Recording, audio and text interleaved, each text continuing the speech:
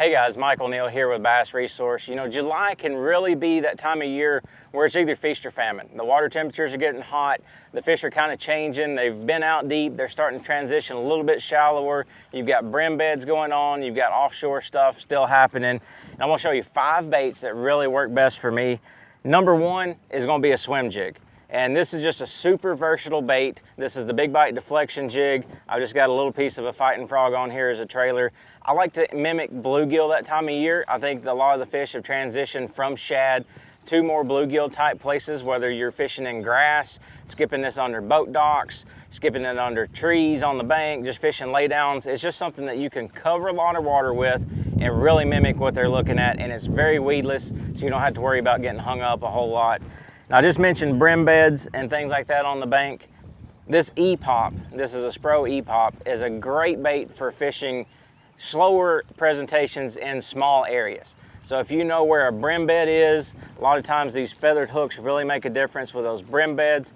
The brim are going to come up, look at this bait, try and nip on the feathers and things, and then that's going to in turn get the bass's attention that are sitting there feeding on them to come look at it as well. Shade pockets is another really big thing that time of year, and I like a popper style bait instead of a buzz bait or a walking bait or anything like that, because it is meant to be fished slower. And when you've got the shade pockets, the brim beds, you're targeting isolated places with this. You can walk it, you can spit it, but you can really set it there in place for 10-15 seconds sometimes, and then as soon as you twitch it again, that bass has been sitting there looking at it, and he's going to come get it. Of course, it comes with Gamakatsu hooks straight out of the pack, super sharp. The Sprro E-Pop is my go-to topwater for July, just because you can keep it in those small places. It's heavy enough you can make accurate casts under laydowns, maybe under dock cables, things like that, but also just a great bait in general to where you can fish it real slow in place.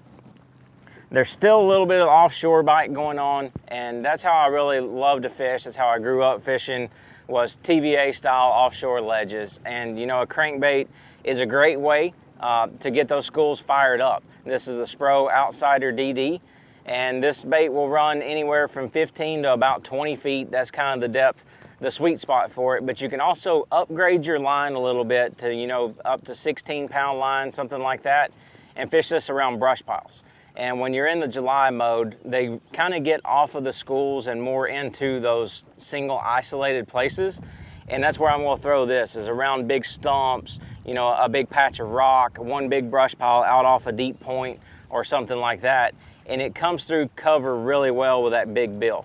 That's the thing about the bigger baits with the brush piles and things like that. And the cover, you go that bigger line so you can get through it, but it has more of a deflection place to come through those cover places versus like a 10-foot runner where you may be throwing it.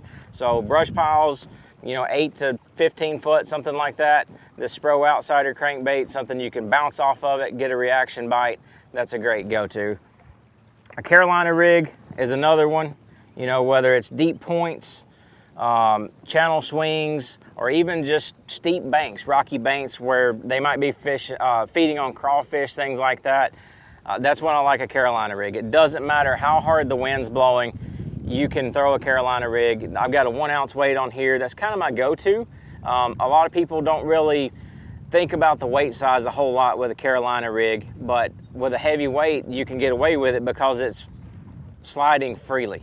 So if a fish picks this up, the weight's going to stay in place and he's just going to be taking your line. So he's not toting this heavy weight off. And a lot of times in the summertime, you know, you can get those big stiff south winds, and that's a big deal to be able to maintain contact with the bottom. That heavy Carolina rig will do that. I like a leader of, you know, 4 feet, something like that, as long as you're comfortable with. You know, some people used to talk about 6 and 8 foot leaders. Don't really think that's necessary, but if that's what you like, you know, that's great too. The Gamakatsu hybrid worm hook is my go-to for a Carolina rig, and this is just a big bite fighting frog. It's just a crawfish imitator. Natural colors seem to do the best for me. This is tilapia or Vegas flash, and just something that looks like either bluegill, crawfish, things like that. Just fish it really slowly along the bottom. The fish that time of year get really lethargic. They don't really want to chase a whole lot, so you either have to get a reaction or something that's fished really slow in front of them. Carolina rig, very versatile, anywhere from largemouth up to up north, fishing smallmouth on rock piles, things like that. Last but not least is a drop shot. And you know, it's a bait that's becoming even more increasingly popular, not only with forward facing, but just getting bites in general. And it's just a bait that in the summertime, in the dog days like July, you can get bites on it. It doesn't matter if it's spotted bass, largemouth, smallmouth, anywhere in between, deep rocky lakes, you know, Champlain's up north, smallmouth fisheries to down south in Florida, just in big grass beds. Just change your weight based on where you're fishing, what kind of cover you're fishing around. And like this is a 3/8, that's kind of my go-to for fishing out 15 plus feet in the summertime. But if you're pitching grass lines, things like that, I'll even go down to an 1/8. Just something where you can fish it very slowly through that grass and get a lot of bites. I like the Texas rig, my drop shot.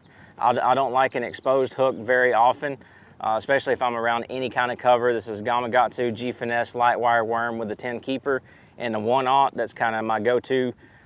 Even if I'm fishing other shapes on it, I'll thread it on there and still use the same hook. I think that longer shank really helps you keep those fish pinned and get them in the boat. And for the bait, this is a Sensation Skinny Stick from Big Bite.